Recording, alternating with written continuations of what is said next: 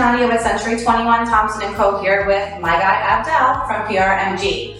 Today we are going to test your skills and your knowledge on commonly used real estate acronyms. Are you ready? Ready to go. All right, first one up is LTV.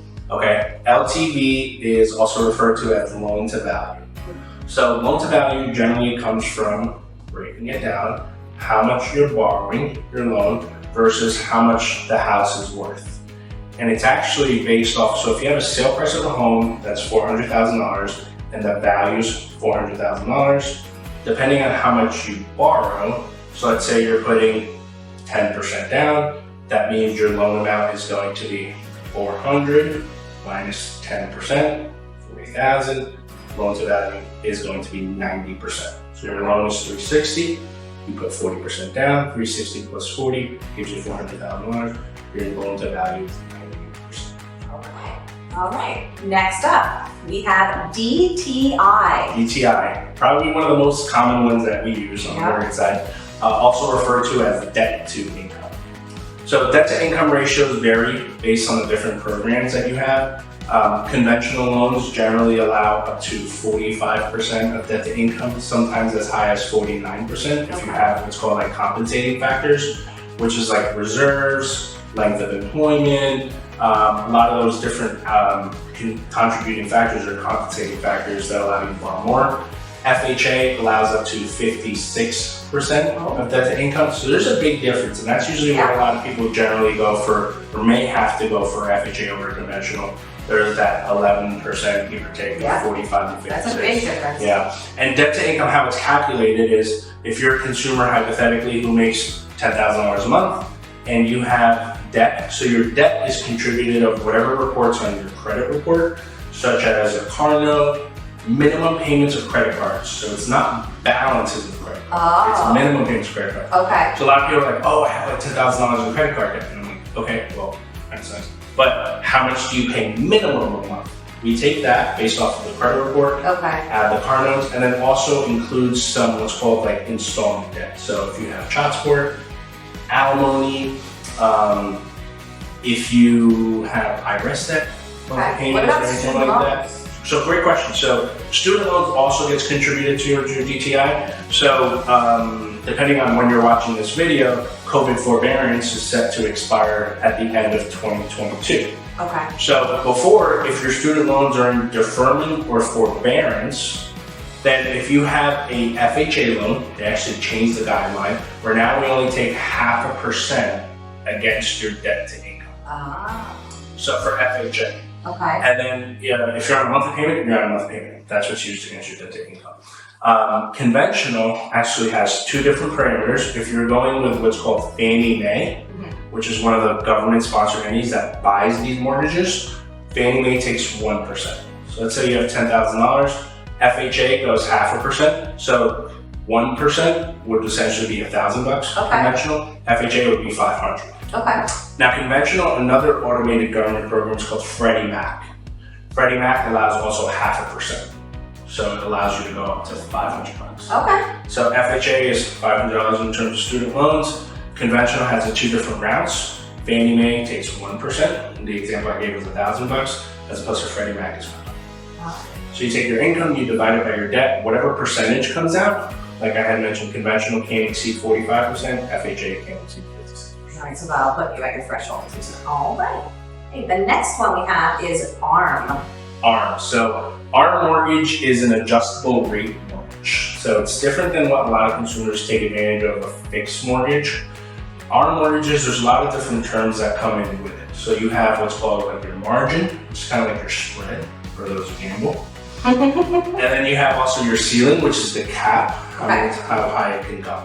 So ARMs are slowly starting to become a little bit popular nowadays. There's a lot of buzz. I'm personally not a big fan. I always like to tell my clients, we can control your, I'm gonna say destiny, but we can control how much you make right now. You've got your job, you're stable. With a fixed rate mortgage, we know what your payment is going to be. It will never change in terms of your principal interest. In our mortgage though, it's adjustable. So it can go down, probably what happens. It's always gonna go up. And right now, with the Fed being a little aggressive, depending on when you're watching this video, around 2022, they're super, super aggressive. So with them being aggressive, that directly impacts short-term rates, which directly impacts your ARM mortgage. So you can be at a 6.5% right now for an ARM, and depending on if you have a 2-1 or a 5-1 or a 10-1, by the time it goes and the next time it goes, that 7 or 6.5 can jump to 8.5, and your payment jumps with it. You do have the opportunity to convert it or refinance it. Again, it costs money. Right. But those are some of the parameters. So the pros, you get, again, upfront, you do have to qualify at the top highest rate too. So you don't qualify based off of, let's say, the 6.5. You have to qualify at whatever the potential highest rate is. I did not know that. Yeah, you have to qualify whatever the mature highest note. Okay. Kind of doing good so far? Yeah, you're doing great. Sounds like you might know what he's talking about. Awesome. All right, moving right along. The next one, I think I hear this all the time, especially at the end of the transaction. CD. Yep. So CD is also referred to as a closing disclosure. So previously in the past, when it's the wild west, some consumers walked into closing expecting a total cash to close of, say, $30,000. They sat at the closing table and their cash to close was $50,000, and either they sucked it up or likely they walked away. That has changed now. So there's a rule now called the 373 rule, which comes from what's called TRID, which is the TILA-RESPA Integrated Disclosure Rule. So 373 means within 3 days after an application is accepted, a consumer must receive what's called an LE, which is like the sister of the CD. Okay. It's also known as a loan estimate. Yes. That just comes first, giving them an idea of what their potential costs are. And now do they sign off on that? Or? Yeah, it has to get signed off in order to proceed to the next step of potentially submitting a loan. So the CD is the third part of the 373 rule, or second part. And it means that the closing disclosure must go out, and it's about, I would say, like 90 to 95% accurate of what the final numbers are going to be. The reason why it's not 100% is because generally the title company and the closing department, usually right before closing, whether 24 or 48 hours, they're finally matching. Yes, and they're adjusting the whole time. That's the last batch of emails you had. Yeah. So it's like prepaid interest, when you're going to actually close, when your next payment is, did the seller pay his sewer, did the seller pay the water, is there HOA contributions? So the CD I was telling clients, not 100% accurate, it's about 90 to 95% accurate. We actually also, I'm not sure if you know, we have certain thresholds that we can't exceed too. So let's say, for example, if I give our application fee and our commitment fee, that can never change. Okay. It has to be the way it is in the beginning. It is not altered ever. Cannot change. There's certain things that if we do have control, we only allow up to what's called a 10% cumulative tolerance. Okay. It cannot exceed more than 10%. So title is not something that we can control because the client has the opportunity to shop. Right. Buyer's attorney is not something that we can control. The client has the opportunity to shop. What we do generally are restricted to is like recording fees. For local municipalities, usually just go like $400, $500. Or prepaids and escrows, right? Because we usually have a ballpark idea. Again, those can sometimes change depending on if there was a recent tax assessment, tax limit increase or decrease. But the CD does eliminate any crazy changes of potentially $10,000, $15,000, $20,000 or even less of clients who need their final cash to closes. All right. That was good. That was a good explanation. All right, next on the docket is FHA, which is making a comeback. Yep. So FHA is also referred to, it's not a first-time home buyer. Right, everyone thinks that. Yeah. Because it's got the FH and you're like, ah. So it actually stands for Federal Housing Administration. The reason why a lot of people generally refer to it as first-time home buyers is because the majority of consumers who get it are first-time home buyers. It has to be owner-occupied. Okay. So you cannot be an investor trying to take advantage of an FHA, and they are cracking down. Well, let me ask you a question. Can you use FHA to buy a multifamily if you're going to occupy one of the dwellings? Yes. Okay. Great question. So FHA, actually, one of the benefits, with a few great benefits, but in terms of multifamily, you can buy up to 1 to 4 unit, which is considered residential, and only put 3.5% down. Okay. So you can literally buy a 4-family home and only put 3.5% down, but you must live, like you mentioned, in one of the units, and the other units obviously after can get rented out. Benefits of FHA also allows for very low credit score. Sometimes you can go as low as 580 for what's called a manual underwriting. 620 is where I generally see the sweet spot of you getting automatic underwriting approval.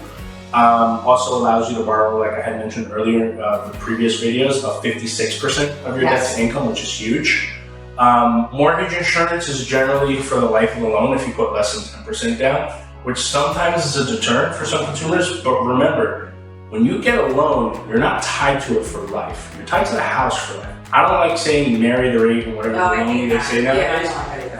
But remember, if you get a loan, you do have the opportunity in the future of refinancing into a conventional loan if mortgage insurance is something. Now, mortgage insurance generally, depending on the risk parameters, is sometimes a little bit more affordable than conventional.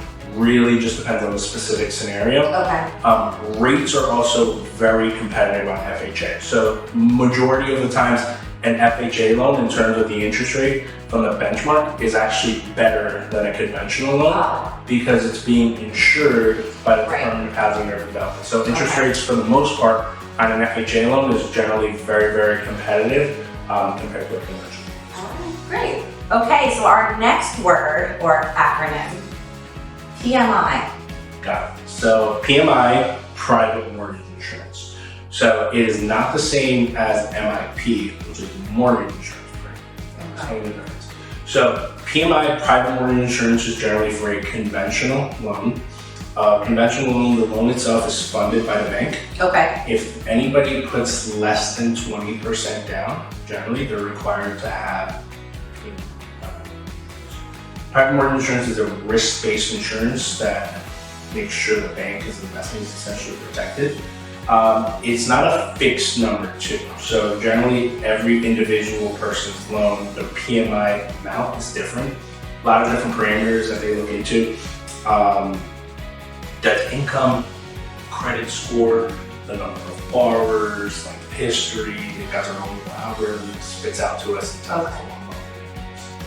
Now, it also doesn't have to be just monthly. So some clients can actually do what's called a single premium upfront mortgage insurance and prepay their mortgage insurance and never have to worry about PMI again. So that falls into our prepaids that we hear about all the time. So why would someone do that if they are very subconscious about their monthly payment? Let's say you're retired on a fixed income, or you just $3,000 sounds better than $200. Get it out of the way. You have the extra cash. So make sure that if you're working with a lender that you're inquiring about single premium. Sometimes I have my clients do like 15% down and then single premium. That 5% difference could essentially be a huge saving with just paying single MI. With FHA though, MIP I mentioned earlier, mortgage insurance premium is actually for the entire length of the loan if you're putting less than 10% down. So don't confuse the two. So MIP, mortgage insurance premium, FHA. PMI, private mortgage insurance, is generally good. Conventional. All right, great. He knows his stuff. Okay, our last installment of acronyms with Abdel, that's what we're going to call it from now on, is what everybody wants to hear, CTC. So those are obviously probably my favorite. Same. 3 letters and acronyms. CTC is also referred to as a clear to close. So when file is clear to close, that means that every single party has essentially done their diligence. They've successfully completed wherever they needed to. From my side, the mortgage has officially been approved. Any conditions that may have occurred have been satisfied. Title has given us the thumbs up that there's no clouds on the title. It's good to go. You have a marketable title. And then in regards to some things on your end, you guys may have already gotten the CO. Any inspection requests either were already taken care of or credit was given or anything like that. The appraisal came back, satisfied the purchase price or negotiations occurred. Everybody is on the same page. Insurance is there. Insurance has covered the homes of the property. A lot of different stuff that, when you're buying a house, not just me, the big bad wolf with the money stuff, or the real estate agent. And I think it's important for people to know that because sometimes there's delays that are inevitable. Right. Now, you know me, I'm an email Nazi. like crazy with everything going on. But it's important for people to remember, in order to receive a successful CTC, clear to close, there's so many different parties involved.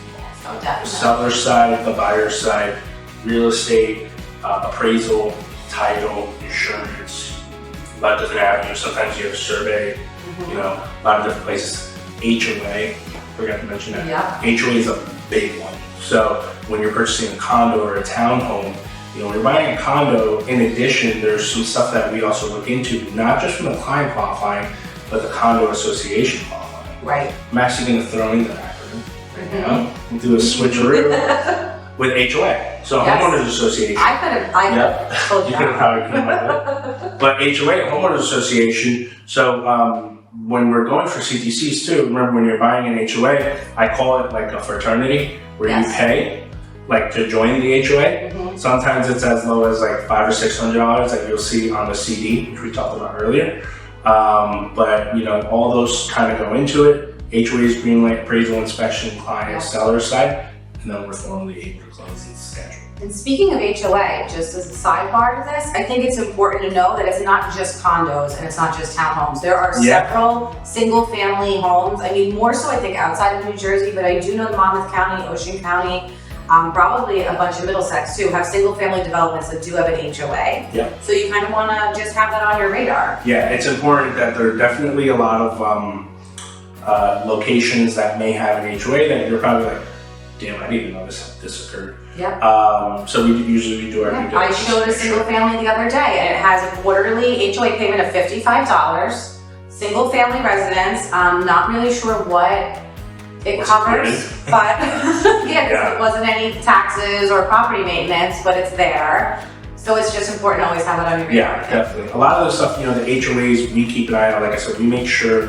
when we're doing our diligence from behind the scenes, there's the necessary reserves, they have the necessary liquidity, there's no single ownerships within it because then doesn't qualify for a Fannie Mae approval. So we look into a lot of that stuff and make sure that the client's not getting into something that may potentially be an issue of income belly under or not having necessary funds to fix it. Right, it's always a very important thing. I always make sure that I check the reserves for my clients when they're going to go buy a condo. All right, thanks Abdel. I think he might know what he's talking about, guys. You might want to give him a call. Awesome.